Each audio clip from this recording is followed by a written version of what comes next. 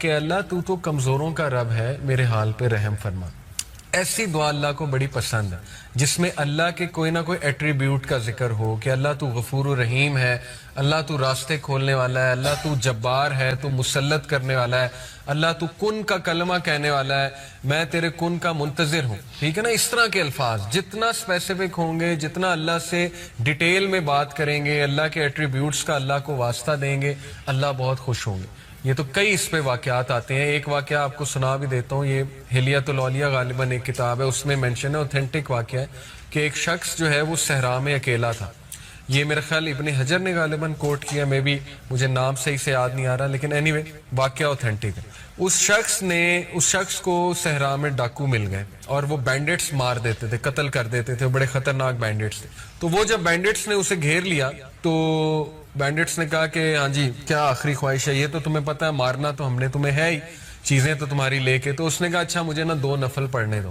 تو وہ ہنسے، انہوں نے کہا ٹھیک ہے پڑھ لو، 2 نفل سے کیا ہوگا۔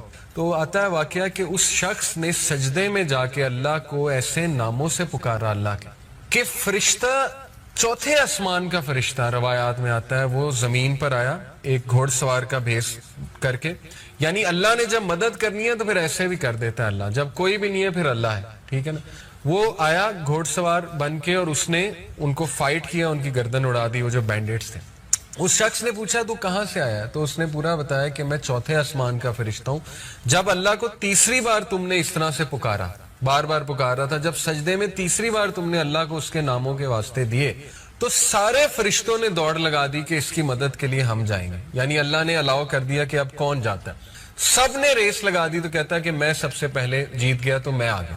اب یہ واقعے سے بھی کیا ثابت ہوتا ہے کہ اللہ کے ایٹریبیوٹ سے اللہ کو پکارا جائے، ٹھیک ہے، جیسے یہاں پہ واسطہ دیا ہوا ہے۔ پھر اگین شکوہ ہے، شکایت ہے، شکوہ نہیں کہیں گے، ایک اس سینس کی شکایت ہے کہ اللہ پہ بھروسہ بہت ہے، ٹھیک ہے نا، اللہ پہ مان بہت ہے۔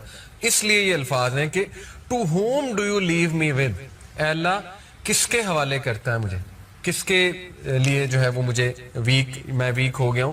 To somebody who is a stranger that will treat me harshly اور to a close relative whom you have given ultimate power over me. اے اللہ کیا تو مجھے ان کے حوالے کرتا ہے جو اسٹرینجرز ہیں، یا تو مجھے ان کے حوالے کرتا ہے جو ریلیٹیو مجھ سے اسٹرانگر ہے۔ یعنی ابو لہب کی طرف اشارہ ہے کیونکہ اب وہ چیف ہے بنو ہاشم کا، اور وہ تو نہیں رسول اللہ صلی اللہ علیہ وسلم کو انٹر ہونے دے گا مکہ میں۔ تو دیکھیں یہ بات بھی کر دی، اللہ سے کچھ نہیں چھپایا کہ اللہ کیا آپ مجھے ان کے حوالے کر دیں گے۔ تو دین اگین یہ وہ پہلے والا شکوہ ہے جو کیا جا سکتا ہے، پہلے والی آپ کہہ لیں شکایت ہے جو اللہ تعالیٰ پہ مان کی وجہ سے ہوتی ہے۔ پھر فرمایا as long as you are not angry with me then nothing else matters۔ Again اللہ کو یہ فرما دیا کہ اللہ جب تک تو راضی ہے میرے رب تو کچھ بھی نہیں میٹر کرتا۔ یہاں سے ثابت ہوتا ہے کہ یہ دعا کا کرکس یہ ہے کہ اللہ یہ سب کچھ جو میرے ساتھ ہو رہا ہے تو کیا ایسا تو نہیں کہ آپ مجھ سے ناراض ہو گئے؟ یہ ہے اصل میں کرکس، ٹھیک ہے نا۔ یعنی اتنی ہیوملٹی اپنی زندگی میں ہیوملٹی لے کر آئے۔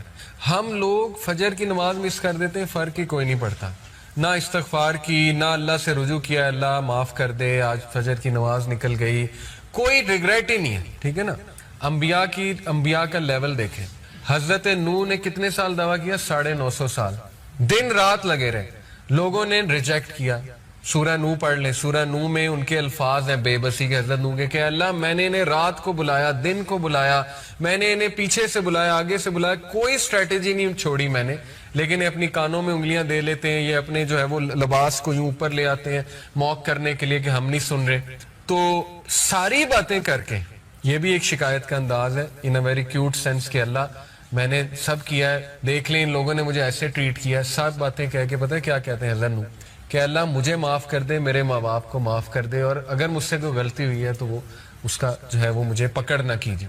یہ ہیوملٹی ہوتی ہے، تو اس لیے اپنے اندر ہیوملٹی لے کر آئیں، ٹھیک ہے نا۔ بہت کوئی اچھا کام کیا ہے تو اسی ڈر میں رہیں کہ پتہ نہیں ایکسیپٹ ہوتا ہے کہ نہیں ہوتا۔ اللہ سے استغفار کرنا، اللہ کو خشیت والے لوگ پسند ہیں، اور خشیت جتنی آپ خشیت نہ لانی پڑتی ہے، لٹرلی خشیت، میں نے یہاں تک علماء سے سنا ہے کہ اگر آپ کو رونا نہیں آ رہا آپ ایکٹنگ کرنا شروع کر دیں کسی بات پہ رونے پہ، اللہ کی کوئی بات سنیے، کیا ہوگا کہ خشیت آہستہ آہستہ انشاءاللہ آپ کی عادت بن جائے گی، وہ آتی جائے گی آپ میں۔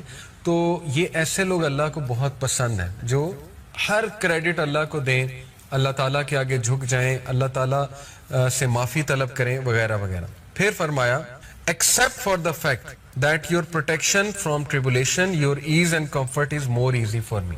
لیکن اے اللہ یہ بات درست ہے کہ اگر آپ میرے لیے ایز کریٹ کر دیں گے, کمفرٹ دے دیں گے, تو یہ میرے لیے زیادہ پسند کی چیز ہے.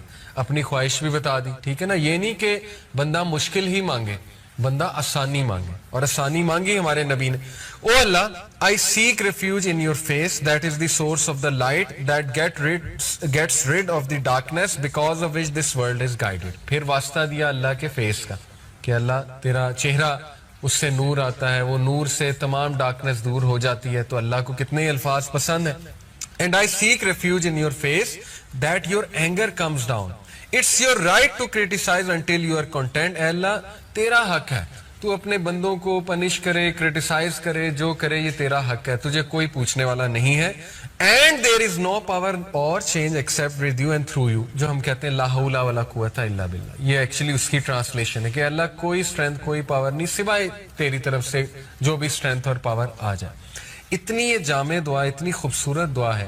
اس کو ہم تھوڑا سا اگر اینالائز کریں, میں آپ کو انشاءاللہ, ایک تو میں نے بتایا کہ شکوے جو دو طرح کے ہوتے ہیں, اس میں کون سے والا جو ہے وہ جائز ہے اور کون سے والا جو ہے وہ ناجائز ہے. دوسری بات, اس دعا کا سارا کرکس یہ ہے کہ انہیں ڈر یہ تھا ہمارے نبی کو کہ کہیں یہ اللہ کی ناراضگی تو نہیں. ٹھیک ہے, تو اگر آپ کے ساتھ کوئی حادثہ آ جاتا ہے, خدا نخواستہ کوئی ڈیزیز آ جاتی ہے, کوئی مشکل آ جاتی ہے, سب سے پہلے یہ سوچیں کہ کہیں میں نے اللہ کو ناراض تو نہیں کر. سب سے پہلے اپنے بارے میں سوچیں کہ میرے سے تو کوئی غلطی نہیں ہو گئی, کوتاہی تو نہیں ہو گئی. یہ ہے خشیت. ٹھیک ہے, خشیت والا ایٹیٹیوڈ, اس کو اپنی عادت بنا لیں. یہی انبیاء سے بھی ثابت ہوتا ہے. پھر یہ جو اینڈ انہوں نے کیا لا حول ولا قوت الا باللہ, یہ ذکر تو ٹریجرز آف جنہ میں سے ہے. حدیث میں آتا ہے کہ جنت کے خزانوں میں سے ایک ذکر ہے لا حول ولا قوت الا باللہ. دوسرا, غم میں اور بہت زیادہ سورو کی حالت میں یہ والا ذکر بہت تقویت دیتا ہے, لا حول ولا قوت الا باللہ. اس کی ٹرانسلیشن بھی بڑی تقویت دے گی. ٹھیک ہے نا. اس سے ثابت یہ ہوتا ہے کہ اے اللہ, وہ کہنا یہ چاہ رہے ہیں کہ اللہ میری کنڈیشن تب تک چینج نہیں ہوگی جب تک آپ کی طرف سے مجھے ہیلپ نہیں آئے گی. یعنی اپنے آپ کو بندہ فل بے بس شو کرے اور اللہ تعالیٰ پہ ریلائی کرے. یہ ہے اللہ پہ کانفیڈنس. ٹھیک ہے نا. آپ دیکھیں نا, اللہ کے نبی صلی اللہ علیہ وسلم نے فرمایا کہ اگر تم صبح اٹھو اور تمہارے پاس تین چیزیں ہیں, یعنی نمبر 1 تمہارے پاس صحت ہے, اچھی صحت ہے. نمبر 2 تمہارے ہاں کوئی خانہ جنگی نہیں ہے, سیکیورٹی ہے, تم محفوظ ہو. اور نمبر 3 تمہارے پاس اس دن کا رزق ہے. تو یہ ایسے ہے جیسے وہ شخص پوری دنیا کا بادشاہ ہے. تو آپ دیکھیے کہ اس حدیث کو اگر ہم اپلائی کر لیں, سبحان اللہ, اللہ تعالیٰ نے صحت دی ہوئی ہے, اللہ تعالیٰ نے ہمیں سیکیورٹی دی ہوئی ہے. یعنی آپ سوچیں ایسے لوگ ہیں دنیا میں جن کی دشمنیاں ہیں, جن کے دشمن ہیں, جو ڈیلی انہیں نہیں پتا میں نے زندہ رہنا ہے کہ نہیں رہنا ہے. Daily they are fighting some battle, کوئی نہ کوئی وہ لڑائی لڑ رہے ہیں ڈیلی. اسی طرح خانہ جنگی ہو سکتا ہے, خانہ جنگی ہے ان کے ملک میں, سیکیورٹی ہی نہیں ہے, مینٹل سیکیورٹی بھی نہیں ہے, فزیکل سیکیورٹی بھی نہیں ہے. الحمدللہ ہمارے پاس سیکیورٹی ہے. الحمدللہ ہم ایک ایسی کنٹری میں ہیں جہاں پہ ہم اوپنلی اسلام کو بھی پریکٹس کر سکتے ہیں, اور اللہ تعالیٰ نے یہاں پہ سیکیورٹی بھی رکھی ہوئی ہے. شکر الحمدللہ.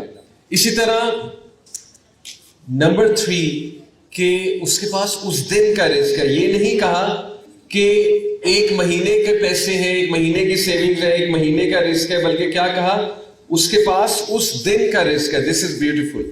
تو سوچئے کہ ہم جب پریشان ہوتے ہیں تو کن چیزوں پہ پریشان ہوتے ہیں.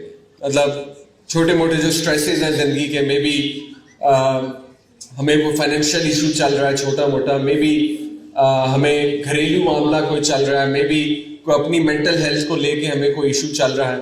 سو دس از ون تھنگ جو میں آپ کو اسٹارٹ میں بتانا چاہتا ہوں کہ میں پرسنلی یہ تھیراپی لگاتا ہوں کہ جب بھی مجھ میں میرے غم حاوی ہونے لگیں تو میں تھوڑا سا ارد گرد دیکھتا ہوں اور میں یہ شکر کرتا ہوں کہ اللہ تعالیٰ نے بہت بہتر رکھا ہوا ہے. اور یہ بہت پاورفل تھیراپی ہے, ٹرسٹ می, سائنٹیفک تھیراپی ہے. کیونکہ گریٹیٹیوڈ کا جو ایموشن ہے, شکر گزاری, گریٹیٹیوڈ کا جو ایموشن ہے, وہ پریکٹس کرنے سے, وہ محسوس کرنے سے ہیپینس کے کیمیکلز بلڈ ہوتے ہیں, سیروٹونن, ڈوپامین. ٹھیک ہے, یہ وہ گڈ فیل گڈ کیمیکلز ہیں, ہیپینس کے کیمیکلز ہیں. تو اس کے پیچھے پوری سائنس بھی ہے. اور ہمارا دین گریٹیٹیوڈ پہ کتنا زیادہ زور دیتا ہے, شکر گزاری پہ کتنا زیادہ زور دیتا ہے. نبی صلی اللہ علیہ وسلم بہت کثرت سے سجدہ شکر کیا کرتے تھے. سجدہ شکر سننا موقدہ ہے, ہائیلی ریکمینڈیڈ سننا ہے. اگر میں آپ لوگوں سے آنیسٹلی پوچھوں, ریز یور ہینڈ کہ لاسٹ ایک ویک میں کتنے لوگوں نے سجدہ شکر کیا. سجدہ شکر نماز میں نہیں ہوتا ہے, الگ سے ہوتا ہے, الگ سے. کتنے لوگوں نے سجدہ شکر کیا؟ جزاک اللہ فار بینگ آنیسٹ, بہت کم لوگوں نے. ایسا ہی ہے. میں بھی اگر اپنے آپ سے سوال کروں, وہ پوری تھیراپی ہے سجدہ شکر, پوری تھیراپی ہے. جب انسان سجدہ کرتا ہے تو ظاہر ہے کچھ نعمتیں مائنڈ میں لائے گا, پھر ہی سجدہ کرے گا نا. اللہ کے نبی صلی اللہ علیہ وسلم تو چھوٹی چھوٹی کو خوشخبری ملتی تھی اس پہ سجدہ شکر, کوئی نعمت ملتی تھی اس پہ سجدہ شکر. اور دیکھیں ہماری زندگیوں میں کتنی اچھی چیزیں ہیں. تو جب ہم سجدہ شکر کریں گے تو یہ بہت بڑی تھیراپی ہے. آج معاشرے میں مادہ پرستی پیک پر ہے, اور ہم نے بلا وجہ کے مسائل اپنے کندھوں پہ اٹھائے ہوئے. بلا وجہ کی چیزیں جو شریعت نے ہم پر نہیں لا دی, وہ ہم نے خود لاد کے اپنے آپ کو ڈپریس کیا ہوا ہے اور اپنے آپ کو بہت ڈاؤن کیا ہوا ہے. آگے بڑھنے کی جستجو میں, آگے بڑھنا ان دا کمپٹیٹیو سینس بری بات نہیں ہے, لیکن میں یہاں پہ کہنا چاہ رہا ہوں مادہ پرستی کی اس پیک میں, آگے بڑھنے کی جستجو میں. اسی طرح کمپیریزن بہت زیادہ عام ہو گیا ہے سوشل میڈیا کی وجہ سے. کمپیئر کر کے ہم خود اپنے ذہن کو تھکاتے ہیں, ہم خود ان مسائل کا شکار ہوتے ہیں جو شریعت نے ہم پر نہیں ڈالے. تو یہ بات بھی بہت قابل غور ہے کہ because of excessive materialism, hyper materialism کا جو دور ہے, اس کی وجہ سے بھی بہت سی پریشانیاں جنم لے رہی ہیں. اس کی وجہ سے بھی ہر بندہ جو ہے نا, دیکھیے میں ایک بات کہتا ہوں, ہم نے پوڈ کاسٹ میں بات ڈسکس کی تھی, آپ نے نوٹ کیا ہوگا, آلدو مولوی کلاس میں بہت سے ایشوز ہوں گے, مدرسہ کلاس میں بہت سے ایشوز ہوں گے, اور اس پہ بات ہوتی رہتی ہے, لیکن you will be amazed to see کہ جو قاری صاحب ہوتے ہیں ان کے ماشاءاللہ 6-8 بچے بھی ہوتے ہیں اور 20-25 ہزار سیلری ہوتی ہے, لیکن آپ انہیں ڈپریس نہیں دیکھیں گے. یہ میرا تو اٹھنا بیٹھنا ہے, میں آپ کو مطلب بڑی مشاہدے والی بات بتا رہا ہوں. آپ ہمیشہ ان کے منہ پہ شکر گزاری کا جملہ دیکھیں گے, اور you will be amazed to see کہ ہاؤ آر دے سروائیونگ. 25,000 چلے 50 لگا لیں, شاید کچھ بچوں کو صبح پڑھاتے ہوں گے, اس سے کچھ پیسے آ جاتے ہیں. 40-50 ہزار میں 6 سے 8 بچوں کے ساتھ ایک بندہ کیسے سروائیو کر رہا ہے, ایک فیملی کیسے سروائیو کر رہی ہے؟ کچھ تو ہے.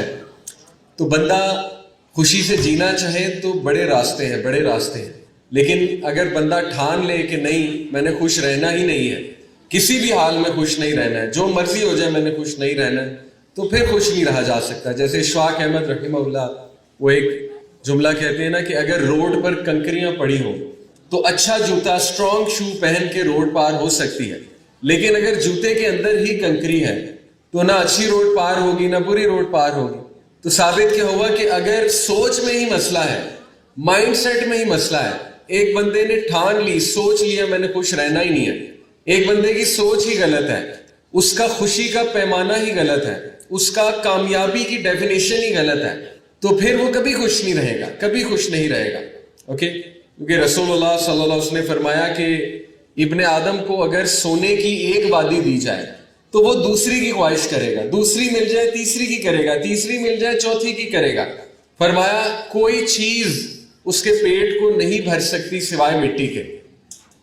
تو یہ معاملہ ہے, اور یہی بہت بڑی وجہ ہے ہماری آج کل کی پریشانیوں کی, چیلنجز کی. خیر ٹاپک یہ نہیں ہے کہ وجہ کیا ہے ہمارے پریشانیوں کی, یہ تو میں نے شروع میں ویسے ایک بات تھی. ٹاپک ہے کہ ڈیل کیسے کرنا ہے پریشانیوں سے. لیکن شروع میں ہی میں نے جو ایک بہت اہم نقطہ بیان کیا کہ دیکھیں شکر گزاری ایک کمال کا مائنڈ سیٹ ہے to deal with challenges of life.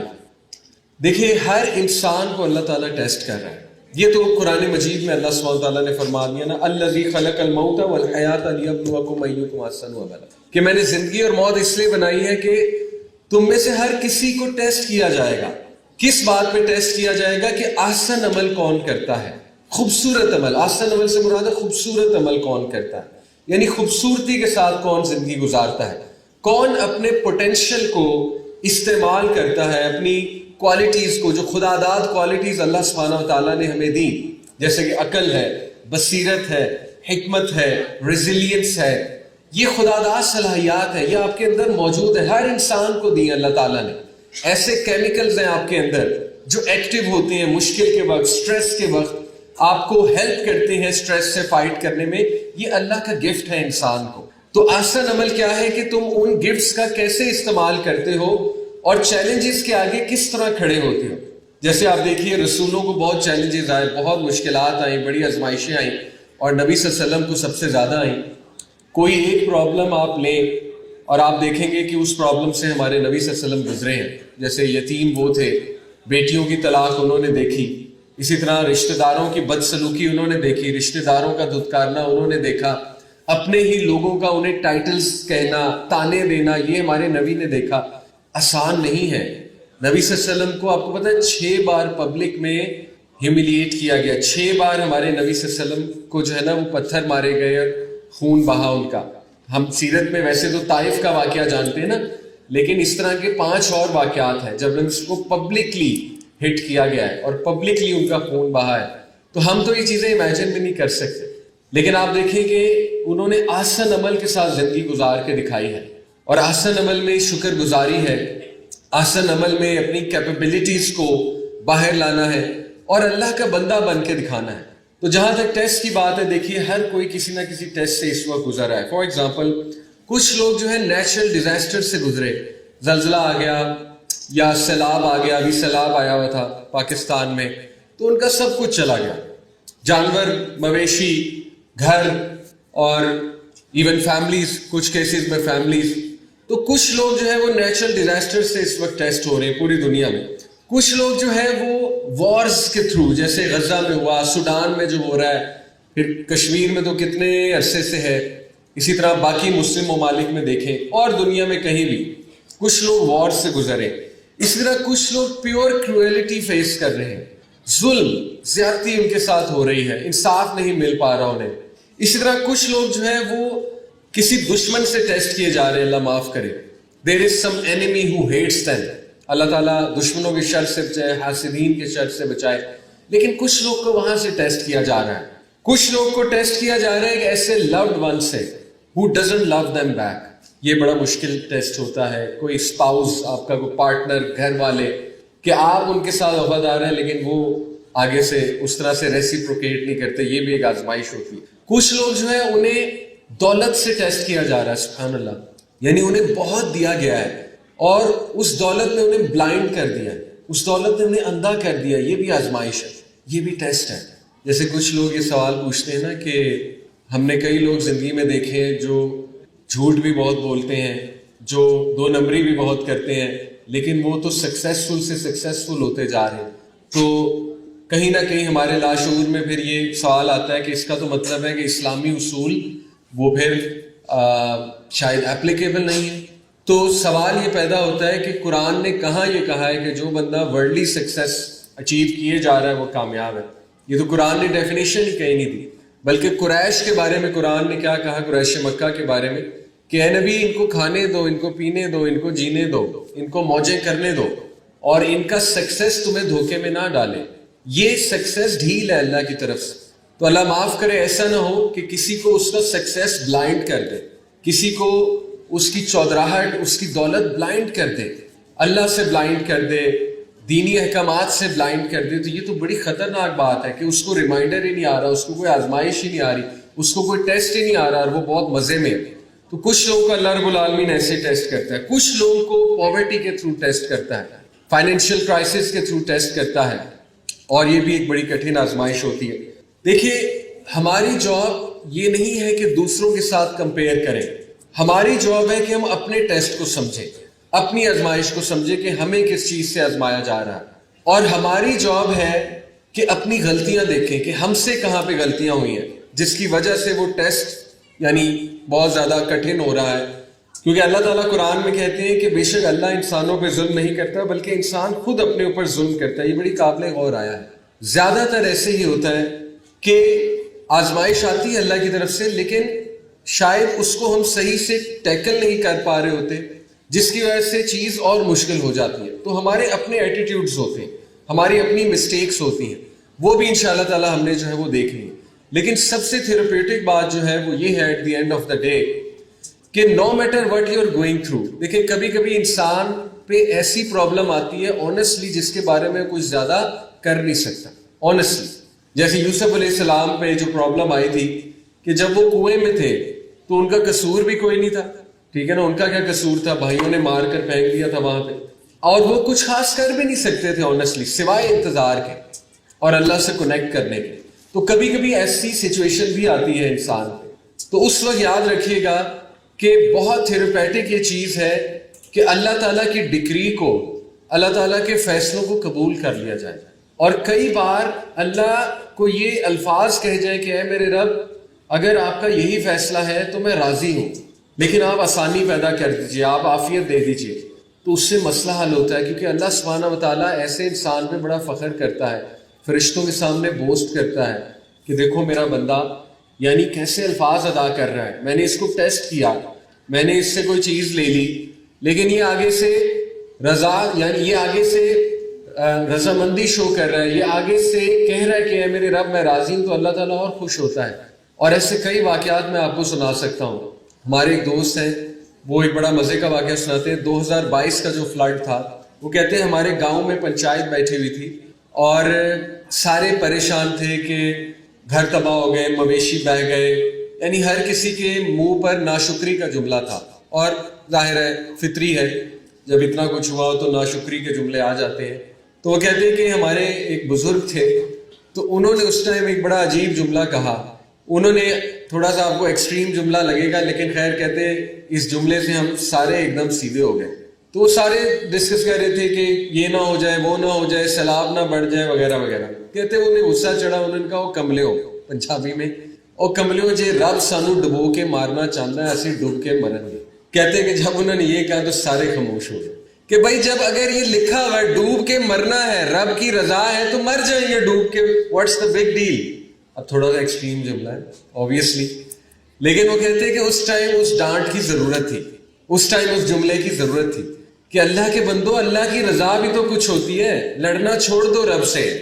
ٹھیک ہے تم نے ایفرٹ کر لی ایک معاملے میں, اس کے باوجود بھی چلے کچھ ریلیف نہیں آ رہا ہے, سپوز نہیں آ رہا ہے, تو لڑنا چھوڑ دیں اللہ تعالیٰ سے, قبول کر لیں, لیکن اپنی غلطیاں درست کریں, اپنی غلطیاں بھی درست کریں, کیونکہ مشکلات اور چیلنجز آنے کی کچھ وجوہات بھی ہیں obviously. کھلم کھلا اللہ رسول کے آگے کھڑا ہونا, اس سے مشکلات بڑھتی ہیں. قرآن میں ہے سورہ نور میں کہ ان لوگوں کو ڈرنا چاہیے جو نبی کی مخالفت کرتے ہیں, ان لوگوں کو ڈرنا چاہیے کہ یہ کہیں یہ کسی فتنے کا شکار نہ ہو جائے. دیکھیے اگر آپ کسی کو دکھ دے رہے ہیں بہت زیادہ, اگر آپ نے کسی کے لیے مشکل پیدا کی ہوئی ہے, تو اللہ تعالیٰ ریمائنڈرز بھیجے گا آپ کو. یہ ہو نہیں سکتا, آپ نے کسی کی زندگی مشکل بنائی ہے, آپ کو مشکل نہیں آئے گا, یہ ہو ہی نہیں سکتا. اور یہ اللہ کی رحمت ہے ایک قسم کی آپ کے اوپر کہ چلے ریمائنڈر آ جاتا ہے اسی بہانے. تو انسان کو یہ بھی دیکھنا چاہیے کہ میری کیا فالٹ ہے, کہیں میرے سے تو کوئی کمی کوتاہی کہیں نہیں ہو رہی ہے. اس کے بعد بھی اگر آپ سمجھیں کہ نہیں میں تو نیکی بھی کر رہا ہوں یا نیکی کر رہی ہوں اور میرے حقوق العباد معاملات بھی ٹھیک چل رہے, اس کے باوجود بھی کچھ مشکل آئی ہوئی ہے, تو وہاں پر we have to stop and we have to accept کہ پھر یہ اللہ کی آزمائش ہے, اور میرا رب اس آزمائش سے بڑی خیر نکالے گا. اس کے بدلے میرا رب میرے گناہ بھی معاف فرمائے گا, اس کے بدلے میرا رب میرے درجات بڑھائے گا, اور اس کے بدلے میرا رب مجھے کچھ سکھا رہا ہے. تو یہ ٹرسٹ بہت ضروری ہے, اسی ٹرسٹ کو توکل کہتے ہیں. اور توکل ایک بہت بہت امپورٹنٹ انگریڈینٹ ہے چیلنجز کو فیس کرنے میں. یعنی یہ ٹرسٹ کرنا, ٹرسٹنگ دا پروسیس, کہ اگر میرا رب اس پروسیس سے مجھے گزار رہا ہے تو ڈیفینیٹلی مجھے کچھ سکھا رہا ہے میرا رب, اور مجھے گرو کر رہا ہے میرا رب. اور جو لوگ یہ ٹرسٹ کر لیتے ہیں تو پھر اللہ انہیں کافی ہو جاتا ہے. قرآن سورہ طلاق میں ہے کہ جو کوئی بھی اللہ پہ توکل کرتے ہیں اللہ تعالیٰ ان کو پھر کافی ہو جاتا ہے. جو کوئی بھی پھر اللہ کا تقوی اختیار کرتے ہیں اللہ انہیں وہاں سے دیتا ہے کہ ان کا گمان بھی نہیں جاتا. رائٹ, تو توکل بھی بہت ضروری ہے. تو کچھ اور چیزیں میں آپ کے سامنے رکھتا ہوں انشاءاللہ چیلنجز کا مقابلہ. ابھی تک ہم نے 2 چیزیں ڈسکس کی, گریٹیٹیوڈ کہ زیادہ نظر نعمتوں پہ رکھا کریں اور دوسروں کی پین دیکھا کریں. دیکھیے ہم زیادہ تر دوسروں سے کمپیریزن کب کر رہے ہوتے ہیں, دنیاوی معاملات میں, جبکہ اس کا اپوزٹ ہونا چاہیے. آپ اس چیز میں کمپیریزن کریں کہ مجھ سے نیچے کتنے لوگ ہیں. اور یہ حدیث کی ایکچولی حدیث میں نصیحت ہے کہ دنیاوی معاملات میں ہمیشہ اپنے سے نیچے والوں کو دیکھو, تو آپ کو نظر آئے گا کہ سبحان اللہ مجھے تو پرابلم ہے ہی نہیں کوئی. کتنے لوگ ہیں جن کے کتنے پرابلمس چل رہے ہیں, جن کی کتنی مشکلات ہیں, ان کے لیے بھی آسانی کی دعا کریں. لیکن اس سے آپ کو احساس ہوگا کہ سبحان اللہ میرے پاس تو بہت نعمتیں ہیں، اور سجدہ شکر کو بڑھا۔ دوسرا توکل کی میں نے بات کی کہ انسان جو ہے وہ اللہ پہ ٹرسٹ کرنا سیکھے اور لڑائی چھوڑ دے۔ ہمارے ایک دوست ہیں دبئی میں ہوتے ہیں، تو اپریل میں دبئی گیا تھا لاسٹ ایئر، تو ان کے ساتھ ہم ڈنر کر رہے تھے، تو وہ CEO ہیں ایک کمپنی کے، تو میں نے ان سے ایک سوال پوچھا کہ آپ کی روٹین کیا ہے، کیونکہ میرا انٹرسٹ تھا، میں نے پڑھا ہوا ہے کہ CEOs بہت جلدی سوتے ہیں، ان کی ایک روٹین ہوتی ہے، دا 5 AM کلب ایک کتاب بھی ہے نا، تو ایسا ہی تھا، ان کی روٹین بڑی اچھی تھی۔ انہوں نے کہا کہ میں رات 9:30 بجے سو جاتا ہوں۔ تو میں نے کہا کب سے آپ کی یہ روٹین ہے؟ تو انہوں نے کہا کہ یہ تو as long as I can remember, 20-25 سال تو ہو گئے۔ تو میں نے کہا کہ آپ کو نیند کیسے آتی ہے رات کو؟ ہمیں تو نہیں آتی۔ ایسا ہی ہے نا، ہم تو رات 2-2 بجے تک، 1-1 بجے تک موبائل دیکھ رہے ہوتے ہیں۔ تو میں نے کہا آپ کو وہ ٹپس دیں گے بڑی کمال قسم کی، کیونکہ CEO لیول کا بندہ ہے تو کچھ سائیکالوجی بتائیں گے، کوئی ٹپس دیں گے، وہ ماشاءاللہ دیندار ہے۔ انہوں نے ایک جملے میں ایک بڑی خوبصورت بات کہی، انہوں نے کہا کہ محمد علی میں اللہ کے فیصلوں سے راضی ہوں، اس لیے مجھے نیند آ جاتی۔ تو یہ ایک جملے میں انہوں نے جو ہے نا وہ بات مکمل کر دی، سبحان اللہ، اور ہمیں ایک ویک اپ کال بھی دے دی کہ شاید باقیوں کو نیند اس لیے نہیں آتی کیونکہ وہ بہت زیادہ لڑ رہے ہیں، اور ان کے اندر جو ہے نا وہ ایک جنگ چل رہی ہے، ان کے اندر جو ہے نا وہ ایک ریزسٹنس ہے، پیسو ریزسٹنس ہے، اللہ معاف کرے۔ تو توکل ہوتا ہے جو اللہ تعالیٰ نے آپ کی طرف بھیجا ہے اس کو قبول کرتے ہوئے اللہ سے آسانی مانگی جائے، عافیت مانگی جائے۔ ایسا نہیں ہے کہ مشکل ہی مانگی جائے، عافیت، لیکن قبول بھی تو کیا جائے نا کہ اے میرے رب اگر یہ آپ کا فیصلہ ہے تو ہمیں منظور ہے۔ جیسے خدا نہ خواستہ کوئی لوڈ ون آپ سے چلا گیا، وہ واپس تو نہیں آ سکتا، اللہ کا فیصلہ ہے تو اسے قبول کر لیا جائے۔ اسی طرح کوئی چیز آپ نے بڑی محنت کی کسی چیز کے لیے، نہیں ملی تو بس اس کو قبول کر لیا جائے اور سمجھ جایا جائے کہ اس میں بہتری ہے، اللہ سبحانہ تعالیٰ کی کوئی بہتری ہے۔ تو ٹرسٹ شو کریں گے تو سکون ملے گا نا۔ اگر لڑتے رہیں گے اور سوچتے رہیں گے یہ کیوں نہیں ہوا، وہ کیوں نہیں ہوا، ماضی میں ہی رہیں گے، ایسا کیوں ہو گیا، ویسا کیوں ہو گیا، کاش ایسے کر لیتے، تو پھر آنیسٹلی یہ پیسو ریزسٹنس ہے۔ سوچئے گا اس کے بارے میں، ایکٹیو ریزسٹنس تو نہیں ہے، کھلم کھلا بغاوت تو نہیں ہے، لیکن ایک پیسو ریزسٹنس ہے، چھپی ہوئی ریزسٹنس ہے اندر کی۔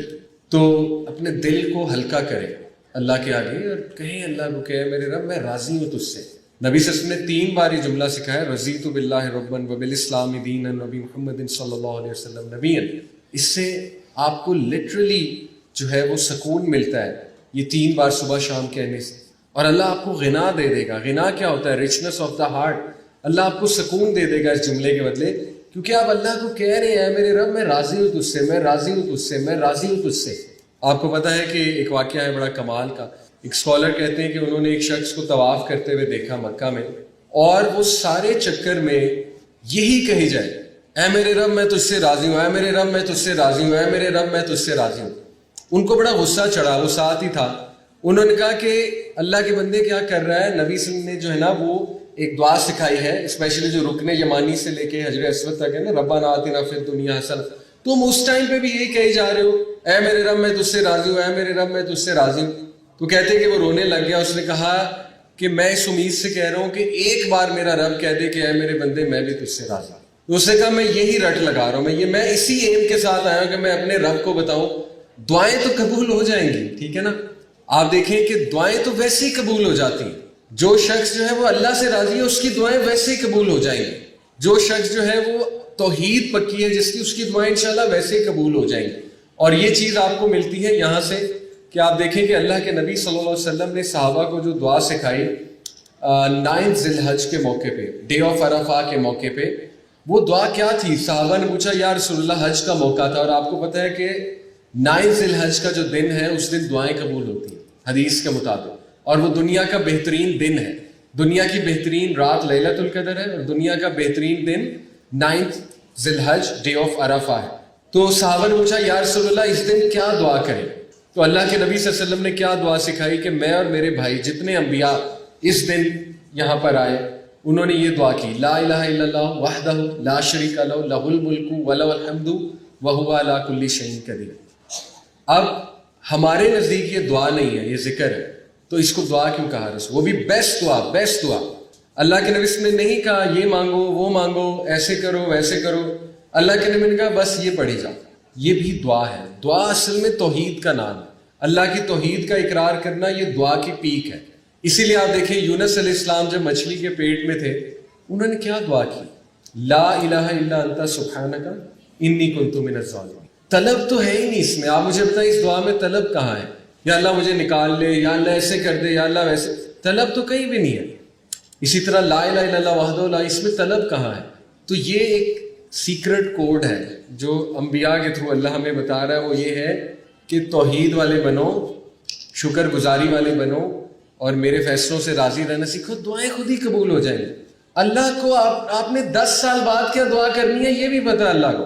آپ نے 20 سال بعد کیا دعا کرنی ہے یہ پتہ ہے اللہ کو.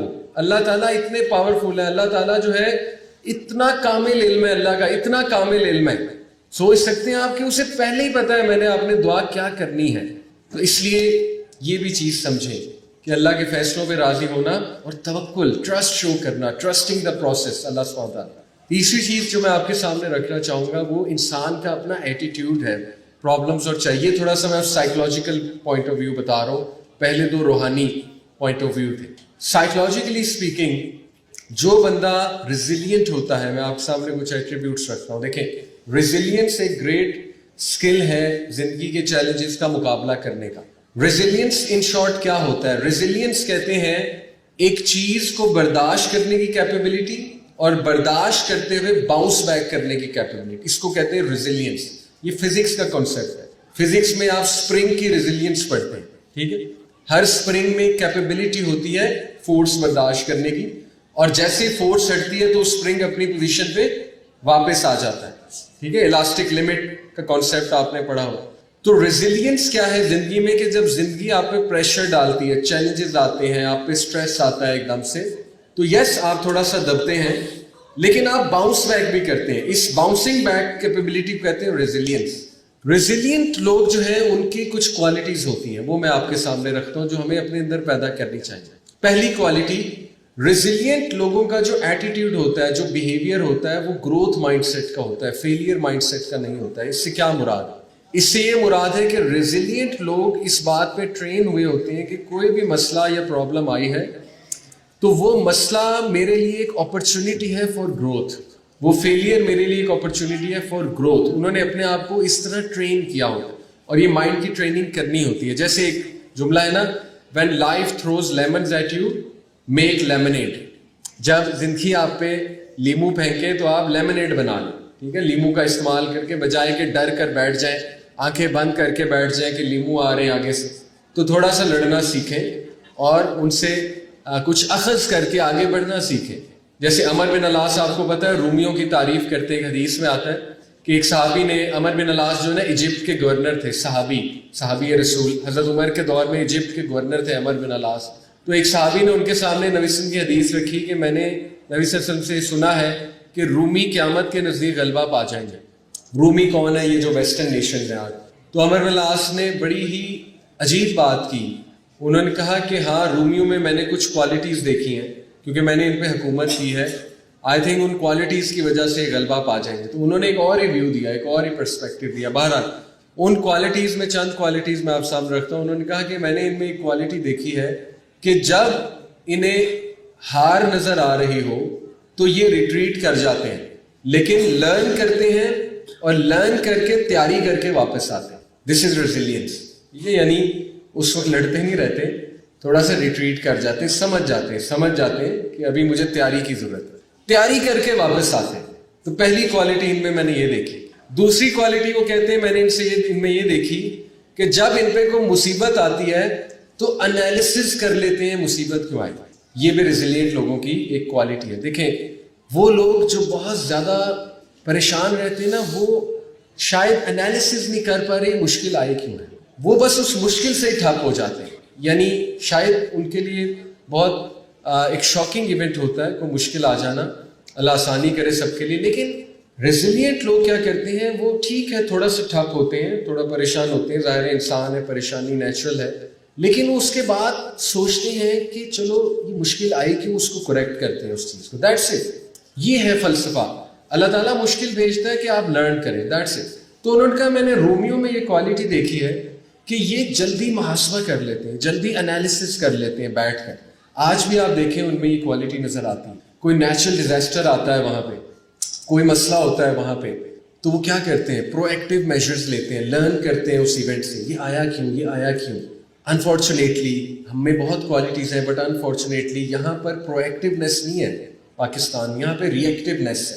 یعنی ہر 2 سال بعد فلڈ آ رہا ہے تو ہمیں لرن نہیں کرنا چاہیے کہ وہ فلڈ اتنا کیوں زیادہ پھیل جاتا ہے، کیا وجہ ہے اس کی، کیا ریزنز ہیں اس کی. تو پرو ایکٹیو میجرز لینے چاہیے نا. تو یہ وہ کہتے ہیں، میں نے کوالٹی رومیو میں دیکھی کہ وہ پرو ایکٹیو میجرز لے لیتے ہیں پہلے سے. یعنی ان شارٹ وہ دیکھ لیتے ہیں مسٹیک کہاں تھی اور اس مسٹیک کو پھر وہ دوبارہ سے ریپیٹ نہیں کرتے. تیسری بہت زبردست کوالٹی انہوں نے یہ بتائی کہ وہ ویلفیئر کا بہت کام کرتے ہیں. اور یہ واقعی کمال کی کوالٹی ہے کہ جب بندہ ویلفیئر کے کاموں میں بہت انوالوڈ ہوتا ہے تو وہ بزی ہوتا ہے، اور وہ جب دوسروں کی پین دیکھتا ہے، دوسروں کی مدد کرتا ہے تو وہ خوش بھی رہتا ہے دوسروں کی مدد کر کے. تو یہ چند ایک کوالٹیز انہوں نے بتائی ان کی جو ریزیلینس کی کوالٹیز ہیں. ٹھیک ہے، تو ریزیلینس بہت کمال کا ایٹریبیوٹ ہے when it comes to fighting the challenges of life. کچھ اور کوالٹیز ریزیلینٹ لوگوں کی آپ کو بتاتا ہوں. ریزیلینٹ لوگ ریسرچ کرتے ہیں، یہ بھی بڑی زبردست کوالٹی. اپنے آپ کو ریسرچ اورینٹیڈ بنائیں. ریزیلینٹ لوگوں کی عادت ہوتی ہے کہ جب وہ کسی مسئلے سے گزرے، اور اتنی کیس اسٹڈیز، اتنی ریسرچز ہیں اس کے اوپر، آپ کو پتا ہے کئی لوگ جن کو ڈاکٹرز نے اسٹیج 5 کینسر، اسٹیج 4 کینسر پہ جواب دے دیا تھا کہ آپ 3 مہینے کے مہمان ہیں. زندگی موت اللہ کے ہاتھ میں، لیکن ظاہر ہے کسی کی بیماری صاف نظر آ رہی ہوتی ہے کہ بہت بڑھ گئی، تو پھر انہیں ڈاکٹر بتا دیتے ہیں کہ جی آپ تیاری کر لیں 3-4 مہینے آپ کے بعد. آپ کو پتا ہے کئی لوگوں نے اس چیز کو ڈیفائی کیا ہے. آپ کو ایزیلی گوگل پہ ریسرچز مل جائیں گے. They lived up to 9 to 10 year. وہ 9 10 سال زندہ رہے. آف کورس زندگی موت اللہ کے ہاتھ میں، لیکن اللہ تعالیٰ نے کچھ چیزیں آپ کو کرنے کو کہا ہے. یہ تو نہیں ہے کہ ایک بندہ جو ہے اس کو ڈاکٹرز نے کہا آپ کو لنگ کینسر ہے، آپ جو ہے وہ 3 مہینے میں مر جائیں گے. اب وہ کہے میں اللہ پہ توکل کر کے سگریٹ پھونکوں گا اور 9 سال زندہ رہوں گا، تو وہ تو مہینے میں مر جائے گا. یہ تو توکل کا یہ مطلب تو نہیں ہے کہ بس ٹھیک ہے. توکل کا مطلب ہے کہ کچھ کرو. تو ریزیلینٹ لوگ جو اتنا عرصہ زندہ رہے، حالانکہ ڈاکٹرز نے کہا تھا آپ گئے، تو وہ ریسرچز ہمیں یہ بتاتی ہیں کہ انہوں نے بیٹھ کر ریسرچ کی اس مسئلے پہ، خود پڑھا، خود پڑھ کے دیکھا کہ میں خود سے کیا کر سکتا ہوں، کیا چیز ہیلپ کرتی ہے، کیا ڈائٹ ہیلپ کرتی ہے، کیا لائف سٹائل ہیلپ کرتا ہے اس چیز کو اور کرب کرنے میں. تو یہ چیز نے ان کو بڑا موٹیویٹ کیا، آپٹیمزم آئی ان کے اندر. اور زندگی موت اللہ کے ہاتھ میں، لیکن they lived up to 9 to 10 year. تو ثابت ہوا کہ ریزیلینٹ لوگ کیا کرتے ہیں، وہ ایک معاملے کے بارے میں ریسرچ کرتے ہیں، وہ ایک معاملے کو جانچتے ہیں، کھولتے ہیں، اور اس کے بعد کہیں نہ کہیں پہنچ جاتے ہیں کوئی نہ کوئی سلوشن، کیونکہ اللہ بھی اسی کی مدد کرتا ہے جو اپنی مدد آپ کرتا ہے. تو یہ ریزیلینٹ لوگوں کی ہمیں کچھ نشانیاں ملتی ہیں. اسی طرح ریزیلینٹ لوگوں کی ایک اور بہت نشانی زبردست ہمیں ملتی ہے.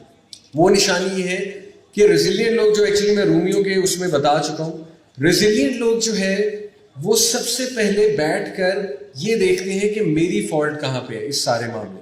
یعنی بجائے کہ وہ بہت زیادہ بلیم گیم کرنے کے، وہ سب سے پہلے دیکھتے ہیں کہ میں کہاں پہ کریکٹ کر سکتا ہوں اپنے آپ کو. یہی ایموشنل انٹیلیجنس ہے. تو ریزیلینس کے بارے میں آپ اور پڑھیے گا، یہ پورا ایک سائنٹیفک کانسیپٹ ہے. ٹھیک ہے، the ability to bounce back in life.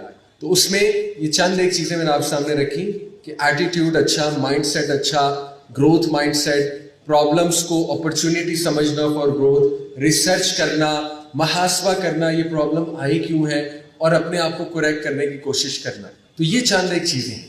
Lastly انشاءاللہ میں آپ کے سامنے ایک پوئم رکھوں گا، بہت ہی کمال پوئم ہے کیونکہ ٹاپک سے بہت زیادہ ریلیٹڈ ہے. اس پوئم میں امید ورسز نا امید کا جو ہے نا وہ ایک ڈائلاگ ہے، وہ میں آپ کے سامنے رکھوں گا. اور بائی دا وے یہ پوئم میرے اسٹوڈنٹ تھے، اسکل اسکول ہے ایک اسلامک اسکول، تو اے لیول کے میرے ایک اسٹوڈنٹ تھے ماشاءاللہ. ان کے ابو شاعر ہیں اور وہ خود بھی اس میں بڑا ذوق ہے بچے میں. یہ اب تو خیر وہ NCA سے پڑھ لیا اور اپنا بزنس کر رہا ہے، لیکن اس کی یہ پوئم ہے اور اس کی اجازت سے میں آپ کو سب کو سنانا چاہتا ہوں. بڑا ریلیٹیبل ہے انشاءاللہ تعالیٰ. امید ورسز نا امید کا ڈائلاگ ہے. تو امید، سب سے پہلے نا امیدی کے ڈائلاگز میں آپ کے سامنے رکھتا ہوں. نا امیدی کہتی ہے، اکثر یہ سوچتا ہوں خلوت کی ساعتوں میں، کیسے بنے کسی کی دنیا کی آفتوں میں. آخر ہے زندگی کیا، کیسی ہے بے ثباتی، لذت حلاوتوں میں، ناراحت ہے راحتوں میں. محو ہے کیوں یہاں پر ہر شخص بے سود، کوئی نہ کوئی ملوث ہے ہر انسان خود کی عداوتوں میں. بہت خوبصورت بات کہ ہر بندہ خود کی ہی جنگیں لڑ رہا ہے، خود کی ہی نفرتوں میں ڈوبا ہوا ہے. मंजिल निगाह से ओझल, सवारी समा से बोझल, जुस्तजू गवा बैठा मुसाफिर मुसाफतों में। हर कोई थका हुआ है, हर कोई टायर्ड है और मुसाफिर खुद ही गिव अप कर गया है। इन सब अजियतों में भलाई कहाँ है? ए उम्मीद आखिर तेरे खुदा की खुदाई कहाँ है? उसने चैलेंज किया ना उम्मीदी ने कि ये सब जो तुम्हें नजर आ रहे हैं तो होपलेस सिचुएशन है, तो तुम क्या बात करते हो कि गॉड इज मर्सीफुल और अल्लाह की मदद करीब है? तो एक वैलिड सवाल है। उम्मीद ने कहा, सुनता रहा मेरा ये दिल, कहता रहा तेरा मगर, छोड़ इस फरेब को, देख तू मेरी नजर। मैंने देखा है तपते सहराओं पे अबर, सख्त खंडर में फसल, जर्द शाखों पे समर। मैंने देखी है घुप अंधेरों की सहर, उदास आंखों की चमक, नम दुआओं का असर। मैंने देखा है वो मर्दे मोमिन जिसके लब पे है शुक्र और आंखों में सबर, धुओं में कौसे कज़ा, खाक में खुर्शीद। मैंने देखा इधर, तुमने जो देखा ना उधर। पूछते हो तुम खुदा की खुदाई कहाँ है? इन झुलसते मंजरों में रानाई जहाँ है। बड़ा खूबसूरत जवाब उसने दिया कि मैं तो रेजिलियंस देखता हूँ ह्यूमैनिटी की इस सब पेन में। यानी आज हम भी यही देखते हैं कि गजा में कितना मुश्किल वक्त आया, लेकिन स्टिल यू सी अल्हम्दुलिल्लाह ऑन देयर माउथ, देयर सिंग अल्हम्दुलिल्लाह। तो ये तो बड़ी उम्मीद की बात है, ये तो इंसानियत की मेराज है, ये तो कमाल बात है कि सुभान अल्लाह ऐसे लोग एग्जिस्ट करते हैं कि जो अभी तक उम्मीद लगाए बैठे हैं, अभी तक उम्मीद लगाए बैठे हैं। लेकिन नाउमीदी ने गिव अप नहीं किया, नाउमीदी ने फिर दोबारा अटैक किया। उसने कहा, बेकार है बेसूद है उम्मीद तेरे दिलासे, उभरेगा दरिया जब तक मर जाएंगे प्यासे। ये जो तुम बातें कर रहे हो, जब तक उम्मीद आएगी, जब तक दरिया उभरेगा, तब तक तो सारे मारे जाएंगे। गमे इश्क, गमे रोजगार, गमे दौरा, गमे जाना, अनगिनत है जहां में गमों के असासे। गम बस गम बस गम बस गम, जिस आंख को देखो है वो पुरनम। क्यों आस लगाते हो खुदा से तुम, नहीं मालूम तुम्हें खुदा है बरहम। उसने गिव अप नहीं किया, उसने कहा कि नहीं, अभी भी मैं इनको कायल करके रहूंगा कि नाउमीदी ही है, नाउमीदी ही है। नफ्सा नफ्सी कश्मकश का आलम है, जेरो जबर दुनिया निजाम दरहम बरहम। मर गए हाय हर पहलू से हम, जान न दिल न रूह न दम। किसी का पेट किसी का पहलू खाली, फाकों के ज़माने तन्हाई का मौसम। ये जीस्त ये दुनिया महज हैं, रूहों की आतिश जिस्मों का जहन्नम। रंजो अलम और दर्द की राहें हैं बेकरार, मुसलसल हैं मुस्तकिल हैं दुनिया के तमाशे। उम्मीद है उम्मीद ये तेरा गुमा है, कहकशा नहीं है कोई सब धुआं है। लेकिन अब फाइनल रिप्लाई उम्मीद की तरफ से, जिसमें इंशाअल्लाह ताला मैं एंड करना चाहूँगा। तो उम्मीद ने कहा, हाँ मैंने देखा है ये अंधेर दहर, शब की आगोश में जो सिसकती है सहर। डला शगाफ उफक में ज़मीं दरीदा हुई, किसी तिलिस्म की जद में बादमाओ बहर। गमे रोजगार गमे इश्क गमे दौरा गमे जाना, हाँ मैंने देखा है ये सब कुछ मगर। मैंने देखा है तपते सहराओं पे अबर भी, सख्त खंडर में फसल जर्द शाखों पे समर भी। मैंने देखा है जालिम का कटा हुआ सर भी, गर हद से बढ़ जाए तो मिटता है जबर भी। इस हिसारे गम से बाहर जुल्मत के फसीलों से परे, मेरा ईमान है बसता है उजालों का शहर भी। देखते क्यों नहीं कि सब आया है, पसे पर्दा नजारा एक और जहां है। बस ए ना उम्मीदी अब छोड़ दे ये झगड़ा, बस ए ना उम्मीदी अब छोड़ दे ये झगड़ा। फ़इन्ना मअल उसरी युसरा। मुश्किल आई है, अपॉर्चुनिटी आ गई, मुश्किल को अपॉर्चुनिटी ले।